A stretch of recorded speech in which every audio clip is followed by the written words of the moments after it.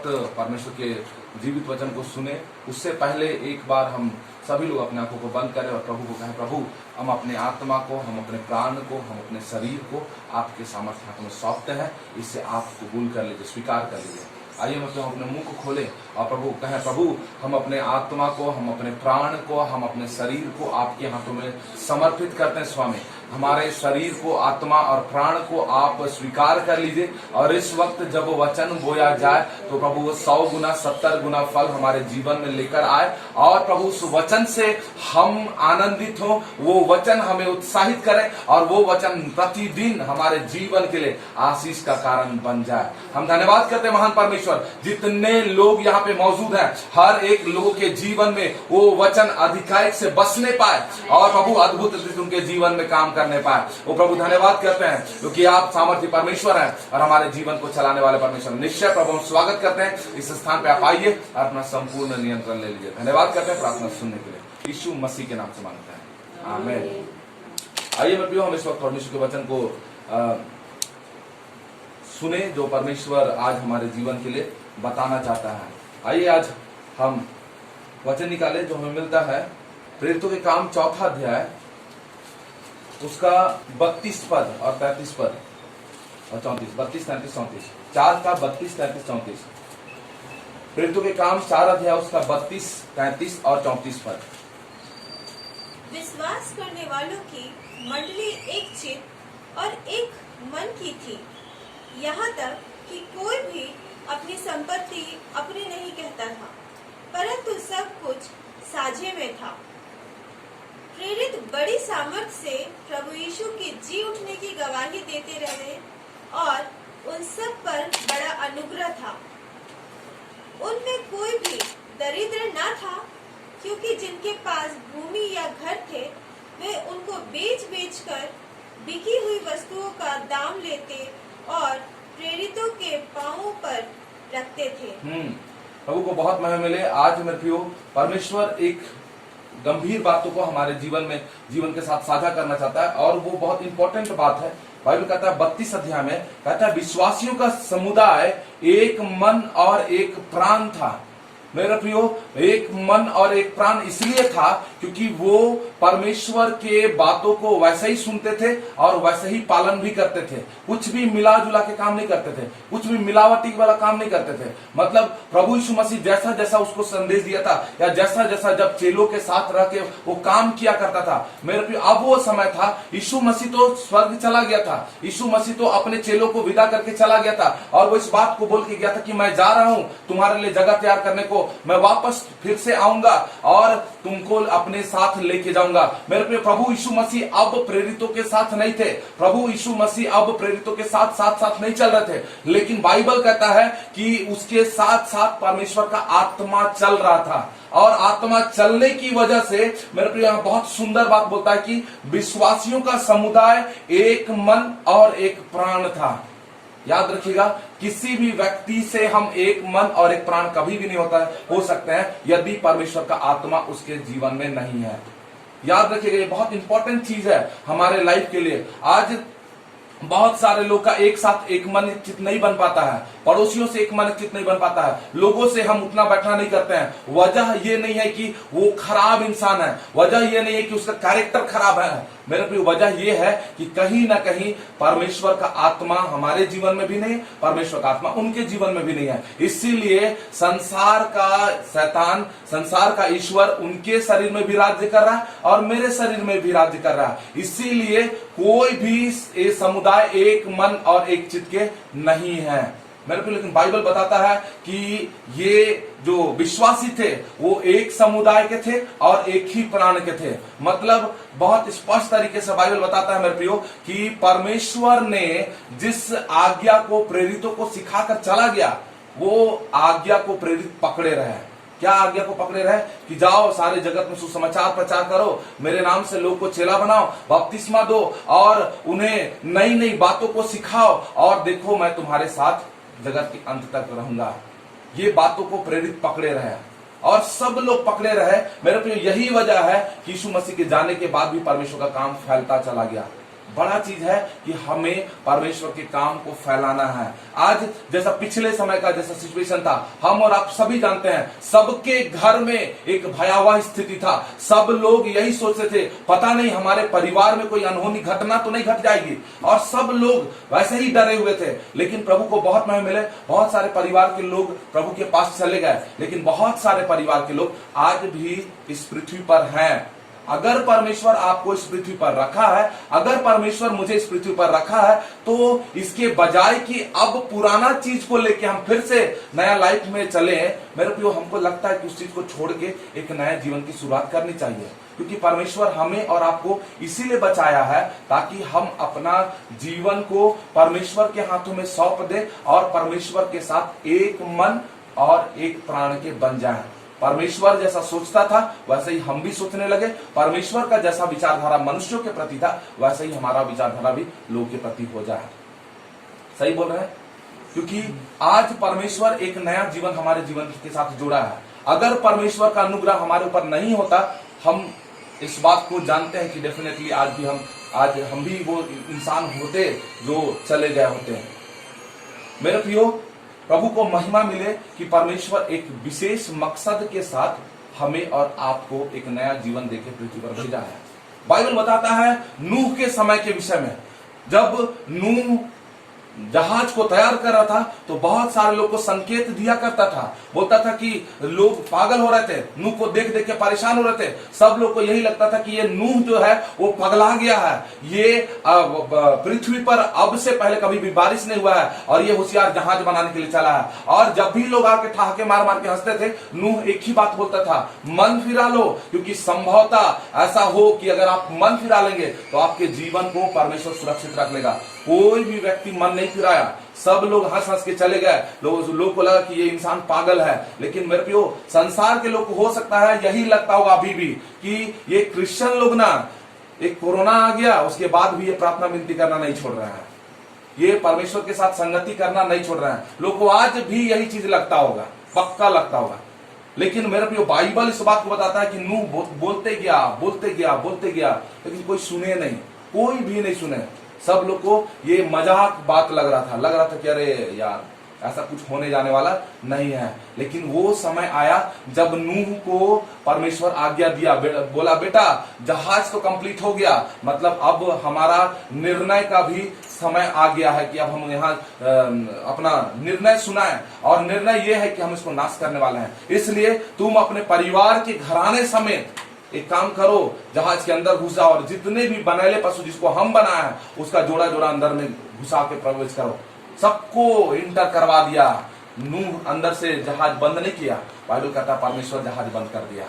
बहुत सारा लोग आया, बहुत सारा लोग खटखटाया, बोला नूह दरवाजा खोलो, हम डूबे जा रहे हैं। नूह सुनता तो था लेकिन वो किसी का सहायता नहीं कर सकता था, क्योंकि परमेश्वर उसको गाइड कर रहा था।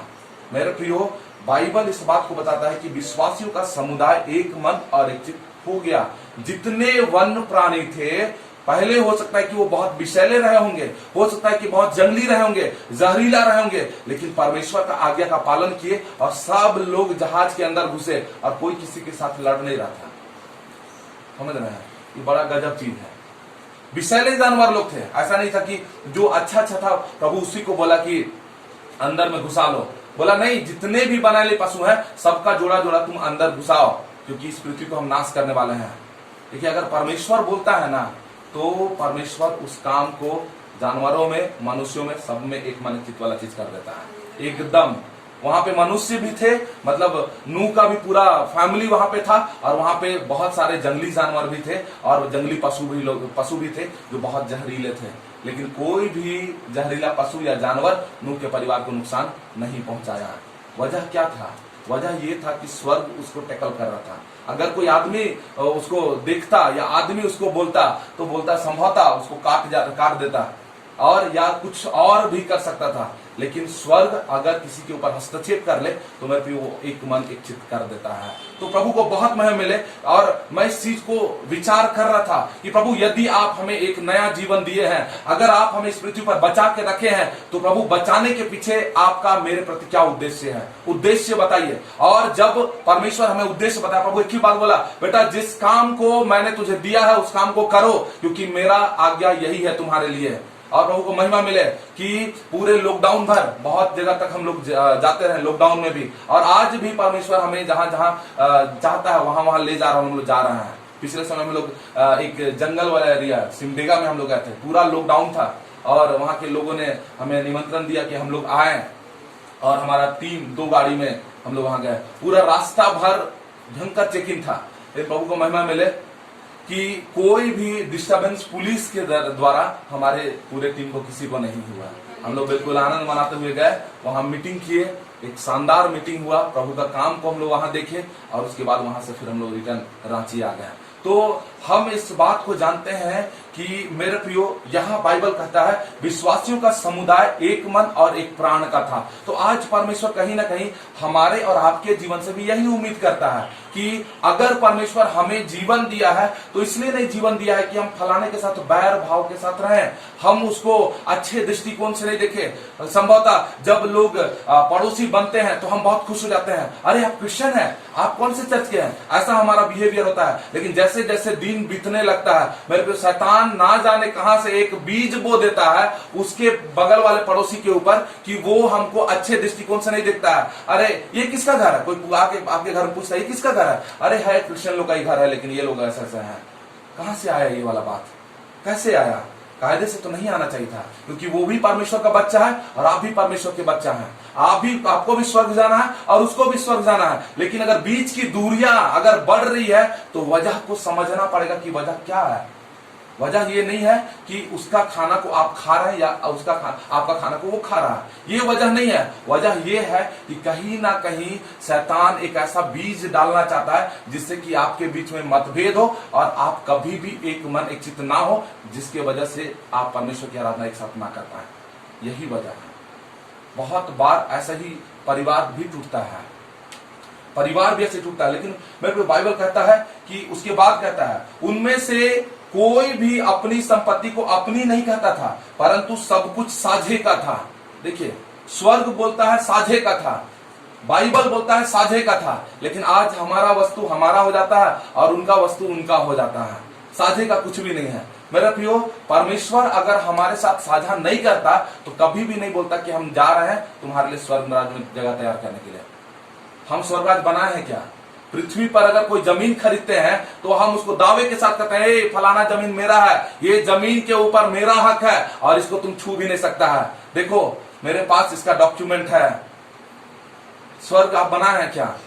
हाँ, स्वर्ग आप बनाए हैं? नहीं बनाए हैं।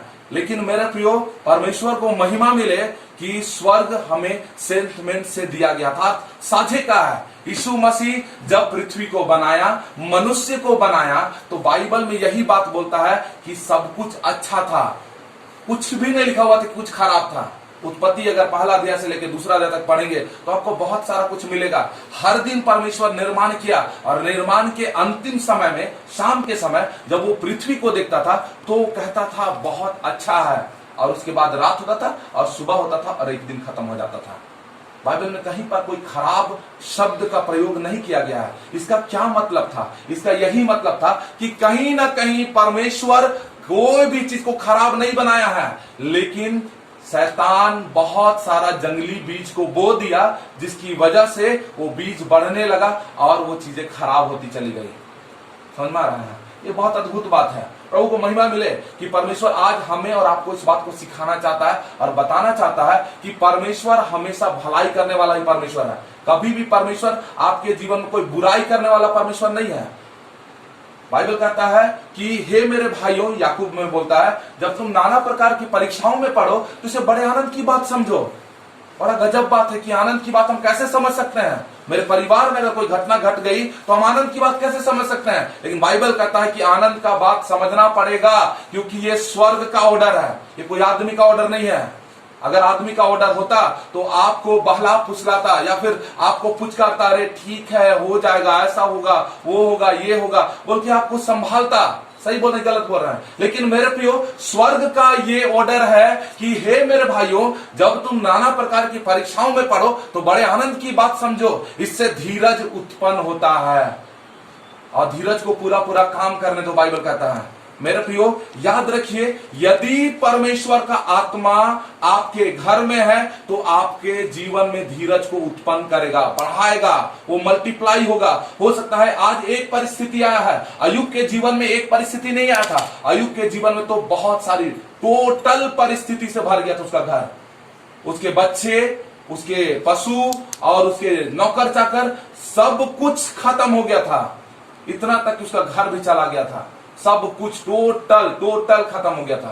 कायदे से देखा जाता तो अय्यूब की पत्नी के जैसा अय्यूब भी कुड़कुड़ाकर बोलता कि हमको उस परमेश्वर का सेवा नहीं करना है जो परमेश्वर हमारा सब कुछ ले गया। बहुत बार हम भी ऐसे नेगेटिव हो जाते हैं।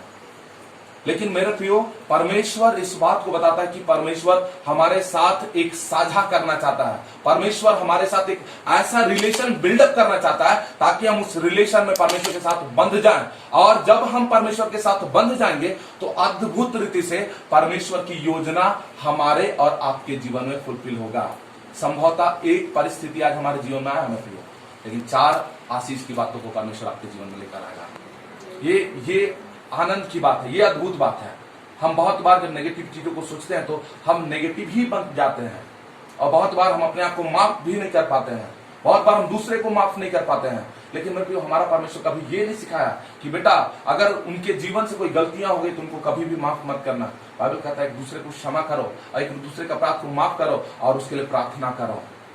हम अपने लोगों के लिए कितना प्रार्थना करते हैं।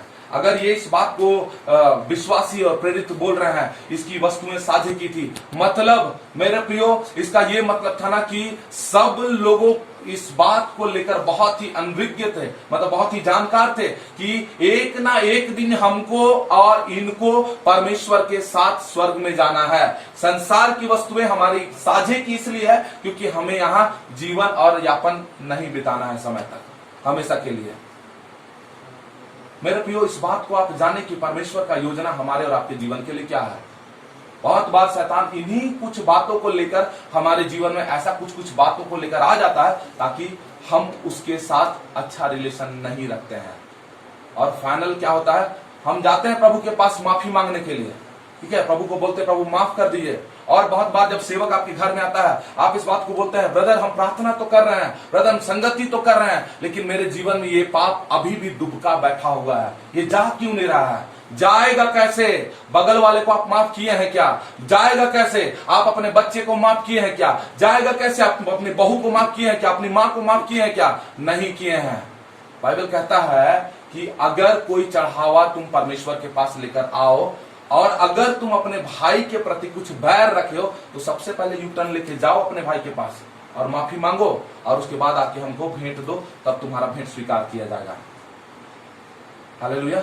मेरे प्रियो, बहुत बार हमारा रिलेशन ऐसा ही होता है। हम मनुष्यों का क्या सोच होता है कि कोई दिक्कत नहीं है, हम किसी के साथ अच्छा रिलेशन रहे या ना रहे, लेकिन परमेश्वर के साथ अच्छा रिलेशन रहेंगे तो हमको एक्सेप्ट कर लेगा। नहीं नहीं नहीं, ये कभी भी नहीं हो सकता है, कभी भी नहीं हो सकता है। लिख लीजिए इस बात को सुनहरे अक्षरों में कि परमेश्वर मन को जांचने वाला परमेश्वर है। ऐसा नहीं कि वो आपके दिमाग के अनुसार चलता है। आप अगर एकदम ठाक से अच्छा पहन ओढ़ के बैठ गए हैं परमेश्वर के पास और परमेश्वर को खूब गिड़गिड़ा रहे हैं, खूब प्रार्थना कर रहे हैं, खूब धन्यवाद दे रहे हैं और आप सोच रहे हैं कि हम परमेश्वर को बेवकूफ बना लेंगे और हम मनवा लेंगे बात को, कभी भी लाइफ में ऐसा फैक्टर परमेश्वर के साथ अप्लाई नहीं होता है। हालेलुया। मेरे प्रियो, यहाँ बाइबल कहता है विश्वासियों का समुदाय एक मन और एक प्राण का था। मतलब जो मेरा सोच है वही भाई का सोच है, जो मेरा सोच है वही माँ का सोच है, जो मेरा सोच है वही बहनों का सोच है। एकदम क्लियर था, प्रेरित लोग एकदम क्लियर थे। यही वजह है ना कि प्रेरित लोग धुआंधार काम करते थे। जहां जहां जाते थे वहां वहां दुष्ट आत्माएं भागती थी उसको देख के, जहां जहां कदम रखते थे वहां वहां बीमारियां, हटना पड़ता था बीमारियों को। क्यों? क्योंकि ये लोग परमेश्वर के राज्य के विषय में बिल्कुल क्लियर थे, कोई डाउट वाला चीज नहीं था। जो भी संदेह वाला चीज परिवार को लेकर था, परिवार वाला भी इसका फैक्टर क्लियर था, एकदम साफ था कि हमारा कोई भी वस्तु मेरा अपना नहीं है, सब साझे का है। जब परमेश्वर हमको सेंतमेंट से स्वर्ग राज दे सकता है, तो क्या हम इस वस्तु को अपने भाई बहनों की जरूरतों के लिए नहीं दे सकते हैं? एकदम देंगे। लो भाई, बाइबल बोलता है कि वो लोग विश्वासी जो जब जाते थे, जो सेवक, जो प्रेरित लोग थे, वो लोग वचन प्रचार करने के लिए जाते थे, और जो जो कुछ उनको सहयोग मिलता था सेवकाई के लिए, वो लोग आते थे और उसके बाद अपने प्रिय लोगों को देते थे, उसका हेल्प करते थे, उसका सहयोग करते थे, ताकि आप खुश रहें और परमेश्वर की राज्य की महिमा के लिए काम करें। आप हमारे लिए प्रार्थना का बोझ उठाएं जब हम प्रार्थना करने के लिए जा रहे हैं। अगर मान लीजिए जो विश्वासी लोग थे उसका पेट ही नहीं भरता, तो कैसे प्रार्थना का बोझ उठाते हैं? एक दूसरे से कनेक्टेड थे सब लोग, एक दूसरे से ये बोझ उठाते थे, और ये लोग जाके प्रचार करते थे, प्रेरित जाके प्रचार करते थे, और विश्वासी उनके लिए प्रार्थना का बोझ उठाते थे। यही वजह है कि दुष्ट आत्माएं निकलती थी, बीमारियां जाती थी, तकलीफें जाती थी, और समस्याएं उनके जीवन से खत्म होती थी। बहुत सुंदर बात बोलता है, देखिए 33 पद बोलता है, और प्रेरित बड़ी सामर्थ के साथ यीशु के पुनरुत्थान की साक्षी देते थे, और उस पर बड़ा अनुग्रह था।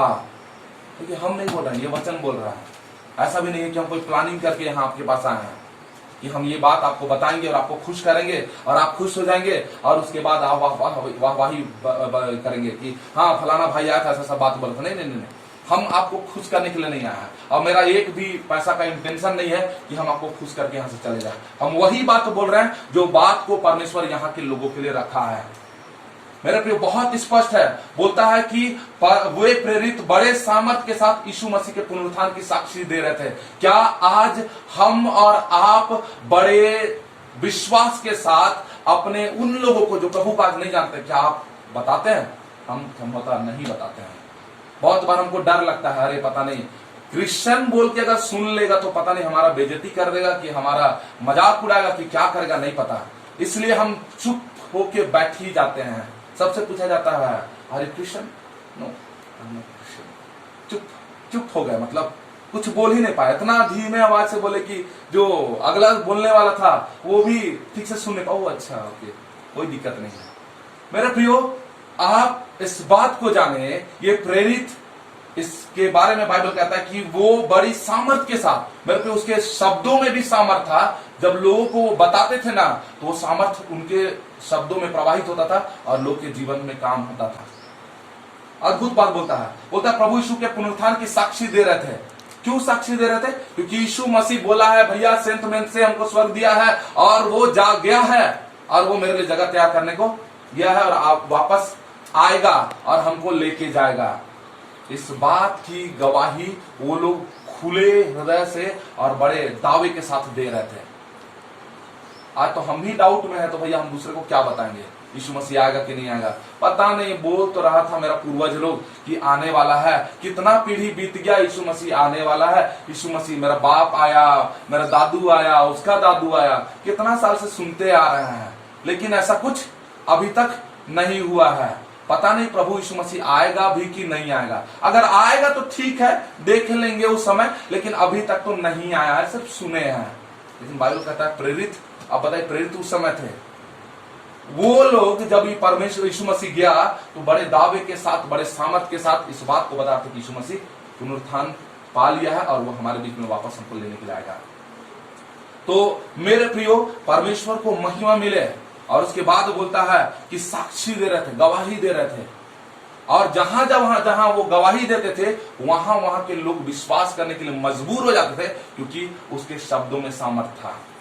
आपके शब्दों में अगर सामर्थ होगा तो चाहे वो प्रभु को जानने वाला पर्सन है, चाहे वो नहीं जानने वाला पर्सन है, मेरे प्रियो, आपके बताने के द्वारा उसके जीवन में डेफिनेटली परिवर्तन आएगा, एकदम आएगा। अगर आपको गारंटी नहीं है तो आज के बाद आप ट्राई कर लीजिए। जिस जगह पे आप काम करते हैं, आप नौकरी करते हैं, आप वहां के लोगों को प्रभु के बारे में बताइए, और उसके बाद रोज दिन उस नाम को जिसको आपने बताया है आप प्रार्थना कर कीजिए उसके लिए। प्रभु हम उसके जीवन में बदलाव देखना चाहते हैं, प्रभु हम उसके जीवन को बदलता हुआ देखना चाहते हैं। डेफिनेटली एक समय आएगा जब वो व्यक्ति आपके कैरेक्टर को देख के, आपके जीवन को देख के प्रभावित होगा और बोलेगा सुनने में आया है कि तुम क्रिश्चियन हो, तुम प्रार्थना करते हो, मेरे लिए प्रार्थना कर दो क्योंकि मुझको प्रार्थना का जरूरत है, और वो बदल जाएगा। मेरे प्रियो, ये है क्रिश्चियनिटी का प्रभाव। अब तक हम इस प्रभाव को जानते ही नहीं है तो काम होगा कैसे?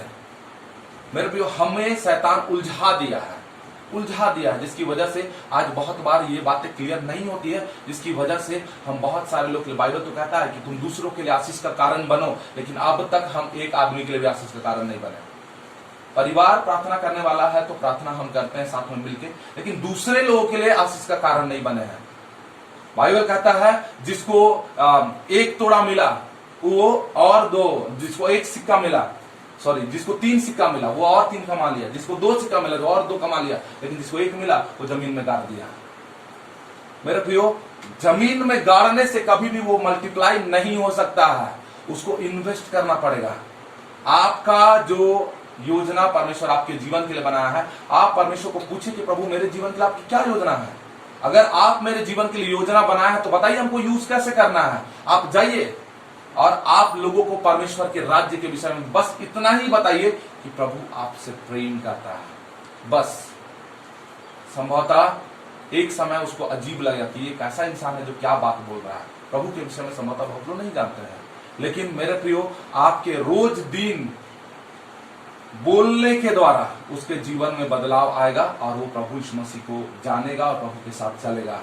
प्रभु को महिमा मिले। यहाँ बोलता है प्रेरित बड़ी सामर्थ के साथ प्रभु यीशु मसीह के पुनरुत्थान की साक्षी दे रहे थे, वो गवाही दे रहे थे। मेरे प्रिय, गवाही जीवन बदलता है, गवाही लोगों के हृदय को बदलता है, गवाही प्राण के बंधन को छुटकारा देता है। जो प्राण का जो बंधन होता है, जिसको शैतान अपने कब्जे में करके रखा है।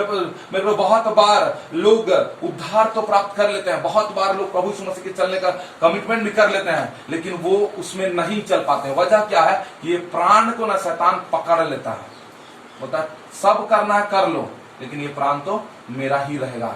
लेकिन जब हम परमेश्वर को अपने अधीन में होने का, अपने जीवन में होने का मौका देते हैं, और जब परमेश्वर हमारे जीवन में आता है, मेरे प्रिय, प्राण का बंधन भी टूट जाता है, शैतान का सारा प्रभाव खत्म हो जाता है। और उसके बाद जब तक प्राण का बंधन रहेगा तब तक आप कभी भी प्रभु के साथ सर्वाइव नहीं कर पाएंगे। लेकिन जब आपके जीवन में प्राण का बंधन टूटेगा, आप परमेश्वर के साथ जीवन बिताने लग जाएंगे। आपका जीवन शैली में परिवर्तन आएगा, आपके बातों में परिवर्तन आएगा, आपके काम में परिवर्तन आएगा।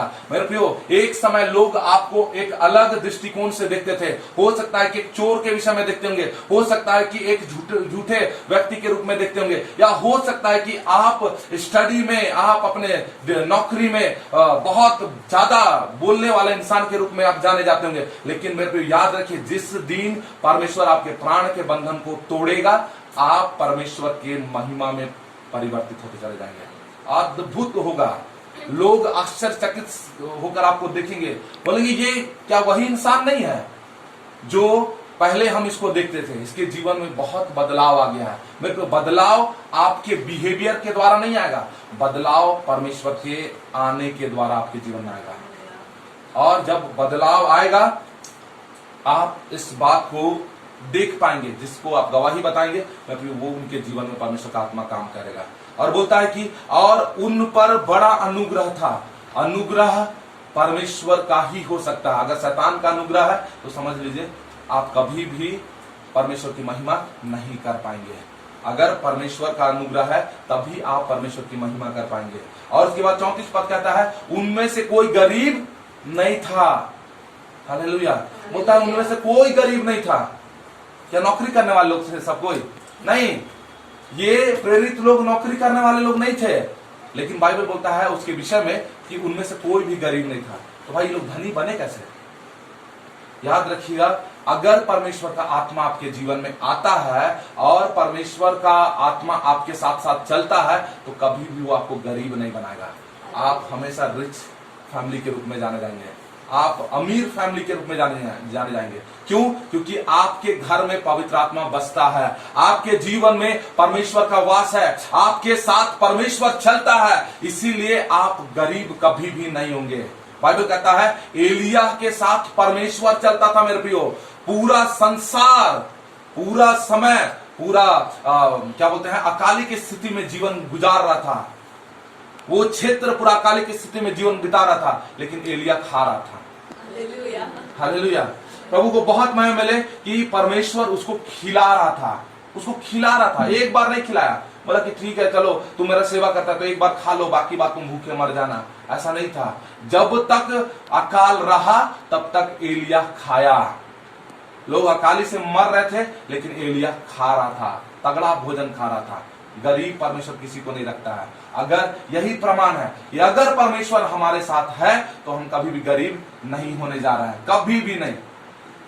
और अगर आपको कोई बोला भी कि अरे आप तो गरीब हैं, आप इस बात को बोलिए समझ अभी हम गरीब हैं, क्योंकि अभी हम धीरे धीरे प्रभु को जानना शुरू किया है। लेकिन एक समय आएगा जब हम प्रभु के अनुग्रह से हम रईस बन जाएंगे, अमीर बन जाएंगे। क्योंकि अमीर या गरीब बनाने वाला कोई इंसान नहीं है, आपका लक नहीं है। बहुत बार लोग बोलते हैं ना, ये वाला यूज करते हैं बात को कि अरे मेरा लक बहुत अच्छा है तो हम आज रईसों की गिनती में आते हैं। नहीं नहीं, लक आपको रईस जरूर बना सकता है, लेकिन लक आपको अनंत जीवन कभी भी नहीं दे सकता है।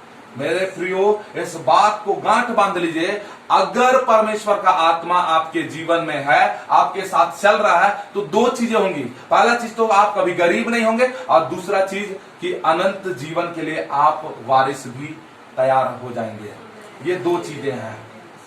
बाइबल कहता है कि पृथ्वी पर धन अपने लिए अर्जित मत करना, जहां चोर सेंध लगाते हैं और जहां चोरी किया जाता है। लेकिन हमारे लिए प्रभु कहता है कि तुम अपने धन को स्वर्ग के लिए इकट्ठा करो। क्या धन को हम इकट्ठा करेंगे? क्या चीज के हमको वो रईस बनाना चाहता है, अमीर बनाना चाहता है? मेरे प्रियो, सांसारिक रीति से भी परमेश्वर रईस बनाना चाहता है और आत्मिक रीति से भी हमको रईस बनाना चाहता है। मेरे प्रियो, हमारे साथ जितने लोग अभी जुड़े हुए हैं, जितने लोग हमारे साथ आप बैठे हुए हैं, इस बात को आप जान लीजिए कि जब आपके अंदर परमेश्वर का आत्मा आएगा, आप लोगों को परमेश्वर का वचन बताएंगे।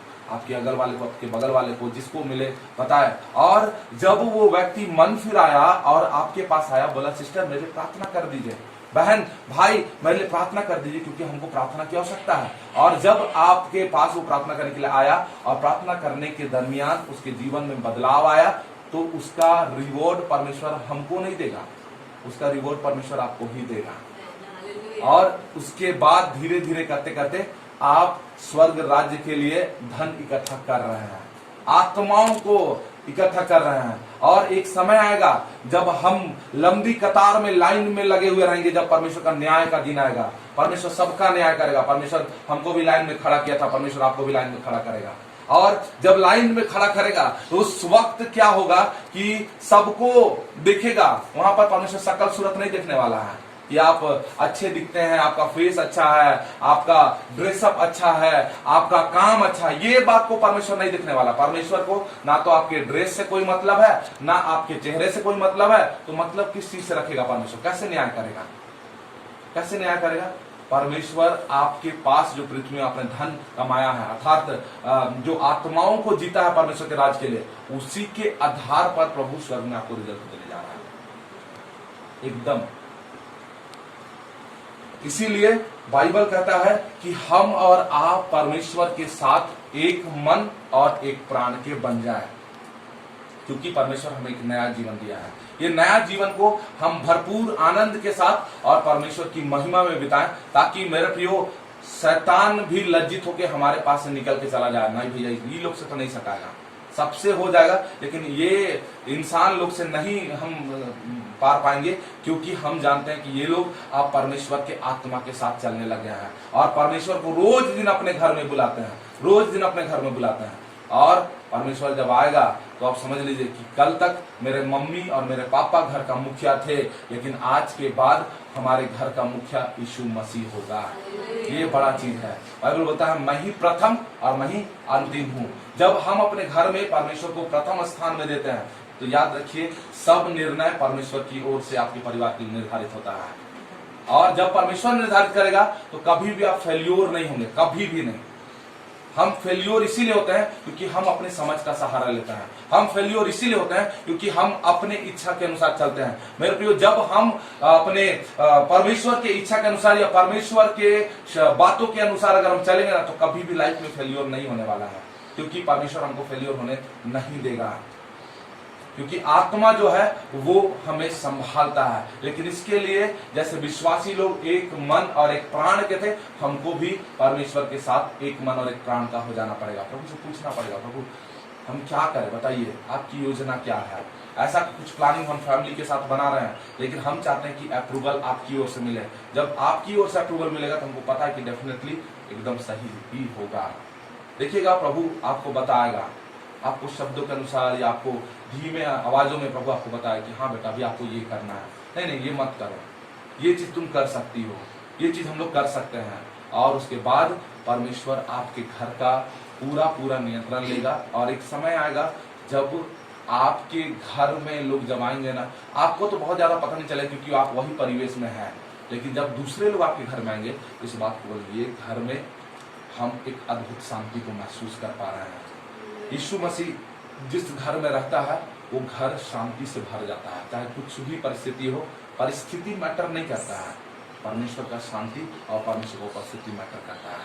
तो प्रभु को महिमा मिले कि परमेश्वर विश्वासियों के समुदाय को एक मन और एक प्राण का कर दिया था। इसी वजह से जो प्रेरित थे वो खुलकर परमेश्वर की आराधना कर रहे थे, खुलकर परमेश्वर की सेवकाई कर रहे थे, और परमेश्वर उनके जीवन के द्वारा, उनके मुख के द्वारा बड़े बड़े और सामर्थ्य काम कर रहा था।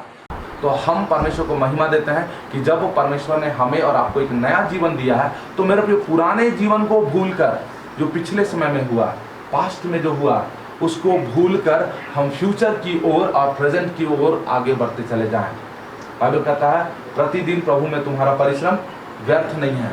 जब हम प्रभु में परिश्रम कर रहे हैं तो हम कभी भी, हमारा परिश्रम व्यर्थ नहीं होने वाला है। बाइबल कहता है प्रभु में सदा आनंदित रहो। मैं फिर कहता हूँ प्रभु में सदा आनंदित रहो। प्रभु हमें आनंदित रहने के लिए बोलता है। ठीक है, निराशा चल गई, परेशानी चल गई, लेकिन अब परमेश्वर आपको अपने आनंद से भरने जा रहा है। और वो आनंद स्वर्ग का होगा, वो आनंद परमेश्वर का होगा, वो आनंद स्वर्गदूतों का होगा, वो आनंद पवित्र आत्मा का होगा। क्या आप तैयार हैं परमेश्वर की आत्मा से भरने के लिए? तो आइए हम इस वक्त अपने आंखों को बंद करें, और इस वक्त सभी लोग जो हमारे साथ ऑनलाइन हैं और जो हमारे साथ ऑफलाइन हैं, सब लोग मेरे प्रियो परमेश्वर को हम महिमा दें, हम परमेश्वर को आदर दें कि परमेश्वर आज के दिन में हमें इन बातों को सिखाया है। जो बातें पीछे रह गई, जो बातें छूट गई, बाइबल यशायाह में कहता है कब तक उन बातों की ओर तुम ध्यान लगाओगे, देखो मैं सब कुछ नया करने जा रहा हूं और मैं गीदड़ और शुतुरमुर्ग से महिमा लूंगा। मेरे प्रियो आज परमेश्वर आपसे महिमा लेगा।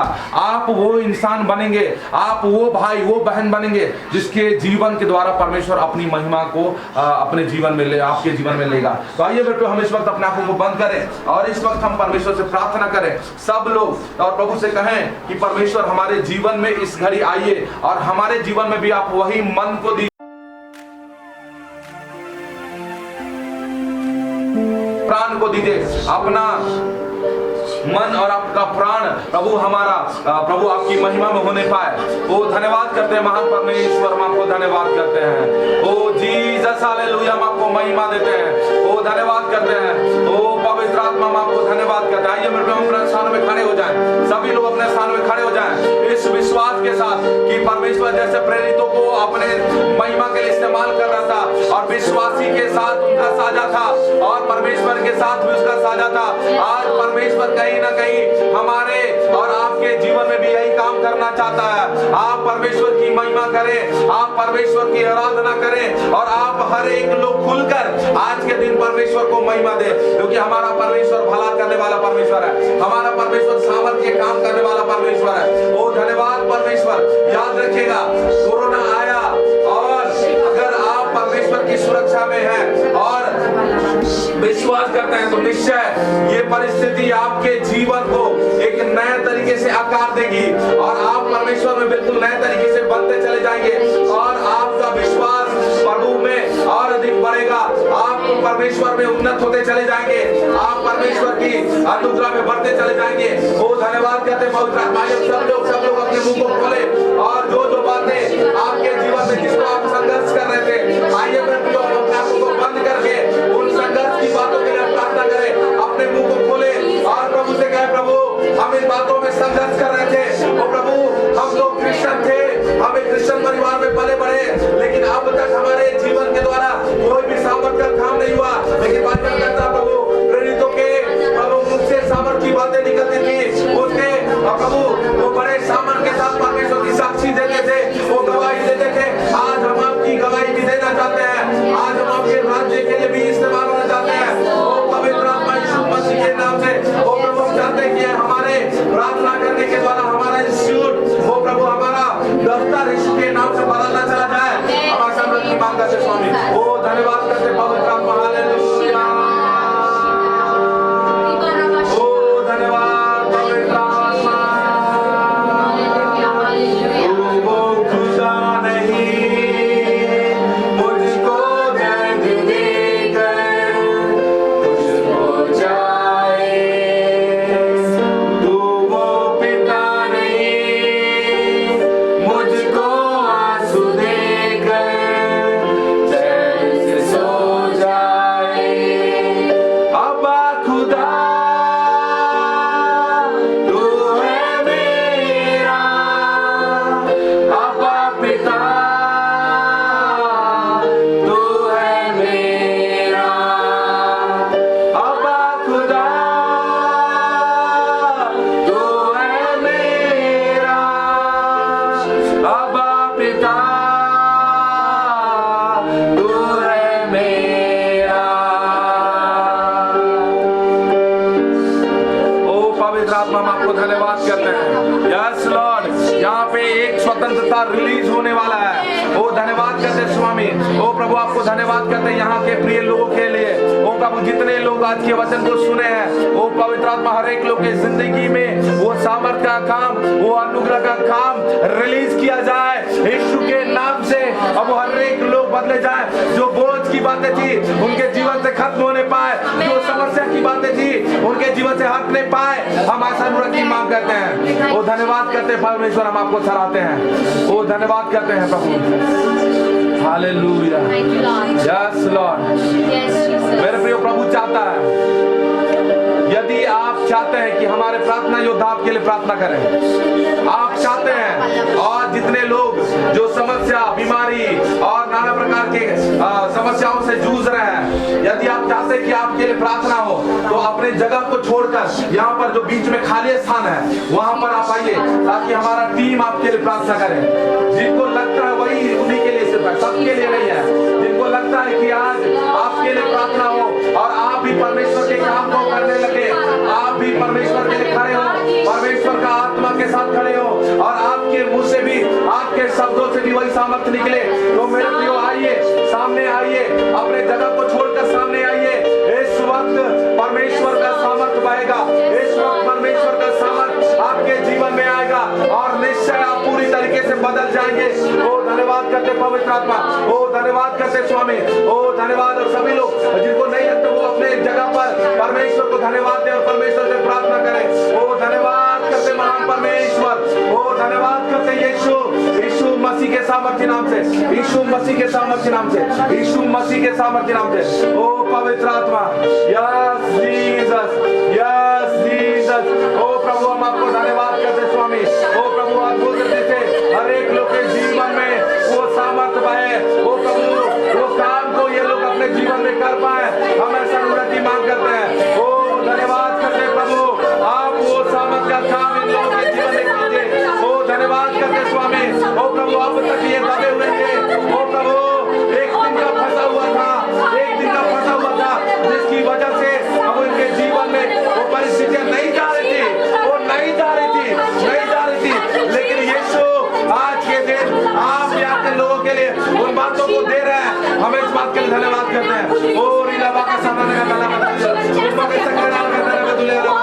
धन्यवाद करते हैं महान परमेश्वर, यीशु मसीह के नाम से, यीशु मसीह के नाम से, यीशु मसीह के नाम से। हर एक लोग के जीवन को प्रभु आप बदलिए, हर एक लोग के जीवन को बदलिए,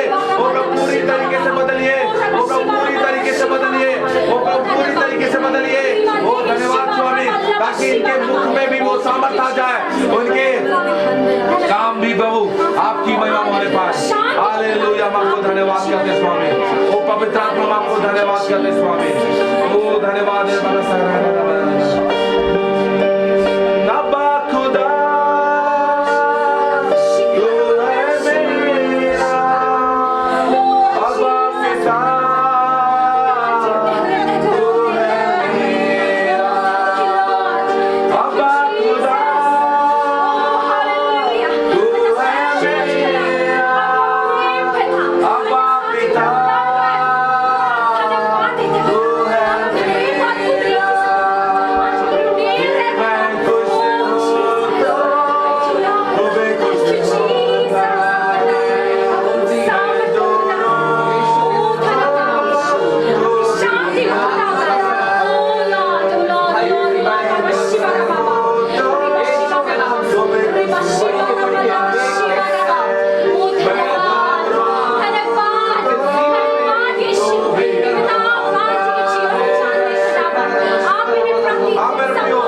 परमेश्वर का वो सामर्थ है, परमेश्वर का वो काम है।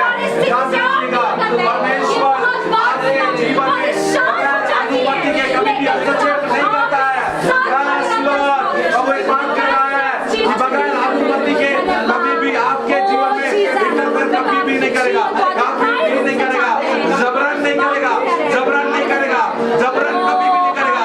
लेकिन यदि आप परमेश्वर के लिए, परमेश्वर के काम के लिए अपने शरीर को देते हैं, अपने जीवन को देते हैं, निश्चय परमेश्वर बदलेगा, निश्चय परमेश्वर बदलेगा, निश्चय परमेश्वर बदलेगा, और ये बदलेगा।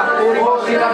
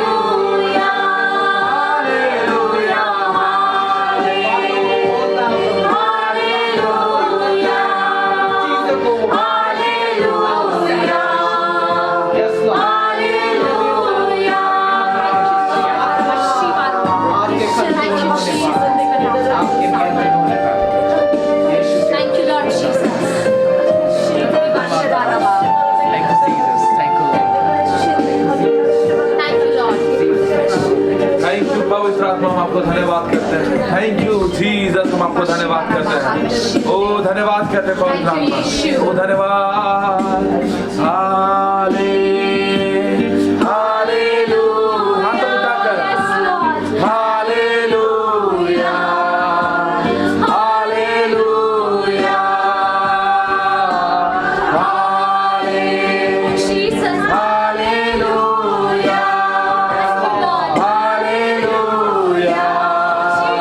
हालेलुया।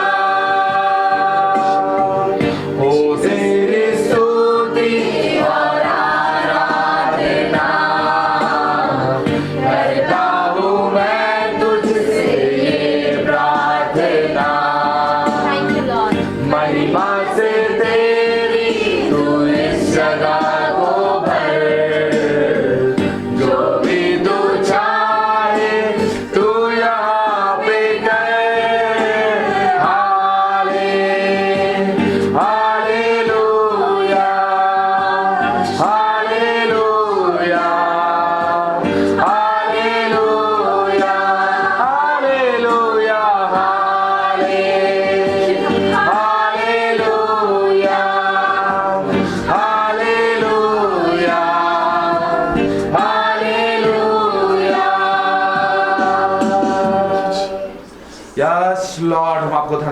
करते हैं।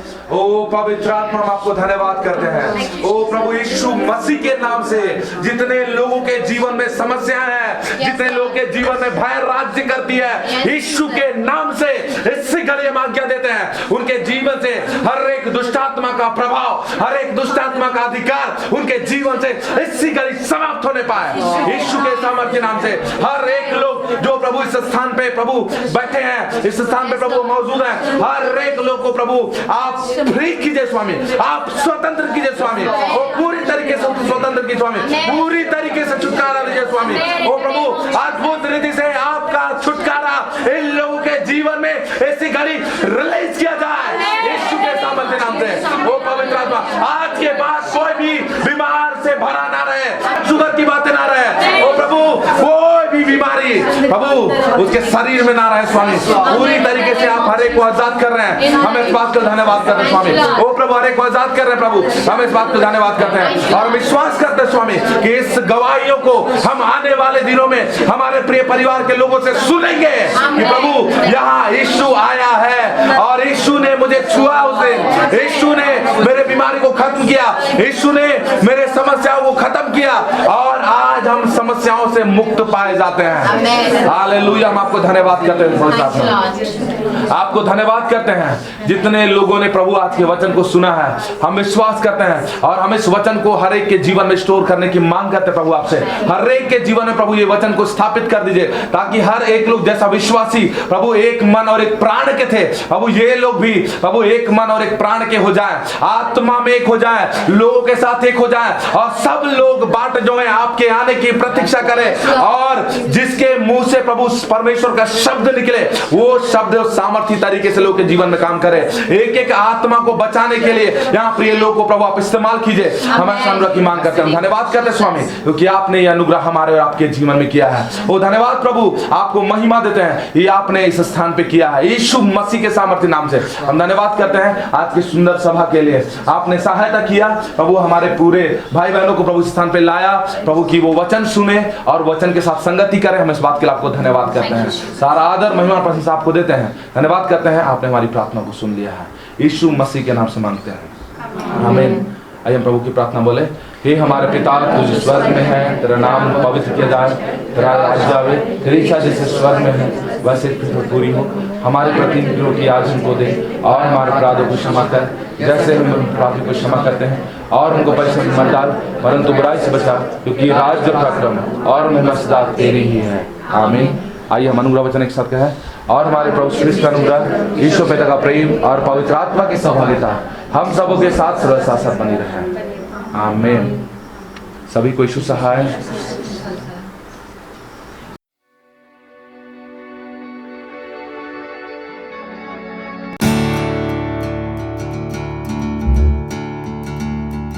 अंकल के जाने के बाद जैसा बहुत घबराहट होता था, बहुत बेचैनी लगता था कि अब जीवन में मेरा कोई नहीं है, सब सिर्फ मैं और मेरा बेटा दोनों हम लोग यहाँ अकेले पाए जाते थे। नेहा तो अपने ससुराल में थी, उसके साथ भी घटना घटी थी उनके घर में, तो अपने रिश्तेदार भी इस समय सब कोई साथ छोड़ देते, ऐसा माहौल था।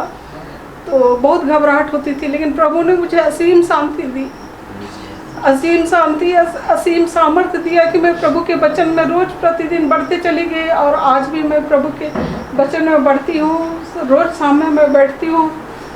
मन घबराता है तो मैं बाइबल लेके बैठती हूँ, वचन पढ़ती हूँ, प्रार्थना करती हूँ, तो मुझे बहुत आनंद आता है और मैं अभी बहुत आनंद से अपने जीवन को बिता रही हूँ। आज से 1 महीना करीब 40 दिन अंकल का हो चुका उसके जाने के बाद। तो इस तरह हम दोनों माँ बेटे, और आशीष भी पापा के जाने के बाद वो भी पॉजिटिव हो गया था, लेकिन अभी वो नेगेटिव है और ठीक हो गया और अपने नौकरी को भी ज्वाइन किया। तो अभी बहुत आनंद और शांति महसूस करती हूँ, बहुत अच्छा लग रहा है। प्रभु के साथ जुड़ने के बाद ये चीज़ को मैंने अभी जाना कि प्रभु के साथ जुड़ने से कैसा आनंद मिलता है जीवन में।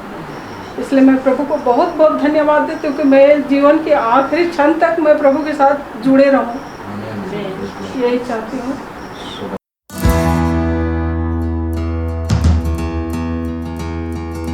Praise the Lord. प्रभु को बहुत महिमा मिले। हम लोग तो बचपन से प्रभु का उपस्थिति में चल रहे, लेकिन हम लोग समझ नहीं पाते कि प्रभु हमको और कितना अधिकारी से चाहता है। सचमुच अभी जो परिस्थितियाँ आई हैं, आप लोग जानते हैं, हम लोग के बड़े दादा और पापा जो इस घर के सबसे प्रिय लोग थे, हमारे दोनों परिवार, टुप्पो परिवार और तिगा परिवार के, आज हमारे बीच में नहीं है। प्रभु को हम बहुत धन्यवाद देते हैं कि वो लोग परमेश्वर के हाथों में है, और अधिकारी से जब हम लोग जुड़ते हैं तो प्रभु को बहुत धन्यवाद देते हैं कि पवित्र आत्मा का दान को देते हैं, जो सचमुच आज के जीवन में बहुत आवश्यक है। पहले भी था, आज भी है और आने वाले कल में भी रहेगा। प्रभु को बहुत धन्यवाद देते हैं। प्रभु से बहुत दिन से प्रार्थना कर रहे थे कि प्रभु अपने पवित्र आत्मा का दान दीजिए, और आज प्रभु ने छुआ, उसके लिए प्रभु को बहुत धन्यवाद।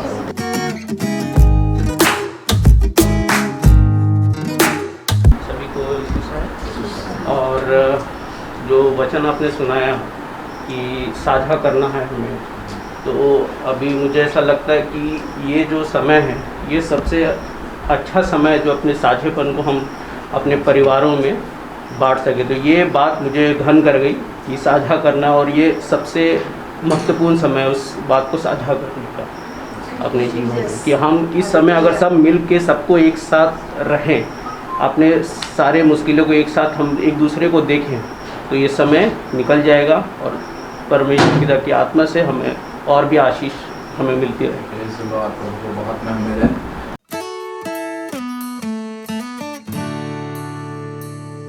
मसीह की ईश्वर सहाय, प्रेज़ द लॉर्ड। मैं भी प्रभु ने अगुवाई किया कि मैं भी कुछ बोलूं और अपने जीवन की गवाहियों में से कुछ बांटूं। अभी पिछले समय में भी मेरे परिवार में भी हमारी सास माँ नहीं रही, और उसी आवर में मेरे हस्बैंड भी हॉस्पिटलाइज हुए, मेदांता में थे, आईसीयू में थे।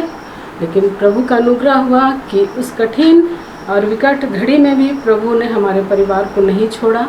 और जबकि मैं और छोटी की दीदी लगती है दीपशिखा, वो मेरी देवरानी है, मैं बड़ी हूँ, और दोनों परिवार में हमारे प्रेम को प्रभु ने बनाए रखा।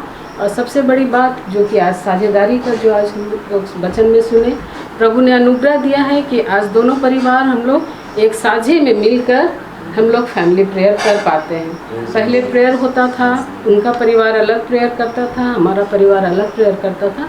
लेकिन आज प्रभु का अनुग्रह है कि इन बातों के द्वारा प्रभु ने हमारे जीवन में बहुतायत से अपने आशीष को दिया है, और दोनों परिवार हम लोग मिलकर प्रभु की महिमा करते हैं और बहुतायत से प्रभु में बढ़ पा रहे हैं। इसके लिए प्रभु को कोटि कोटि धन्यवाद। क्या जबरदस्त बात है, स्वर्ग भी आनंद मनाता है इस मूवमेंट को देख के। ये है मेरे लोग जो एक साथ जुड़कर मेरा आराधना कर रहे हैं। प्रभु को बहुत महमिल है इस गवाही के लिए।